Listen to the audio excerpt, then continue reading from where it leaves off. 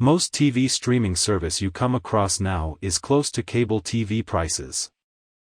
YouTube TV is now $72.99 minimum, Hulu and DirecTV Stream starts at $69.99, and Sling is the cheaper than cable, starting at $40, but there is one that's a lot cheaper.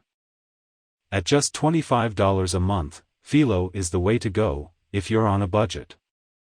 You won't get hundreds of channels, at least right now. They offer just over 70 channels, and some pretty good ones at that.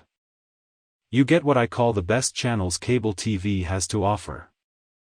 Channels such as ND, AMC, Discovery, FETVME TV, FYI, HGTV, History, ID, MTV, Nickelodeon, Paramount Network, TLC, and a lot more.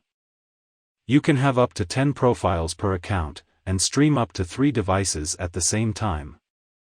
It does have DVR built into the service.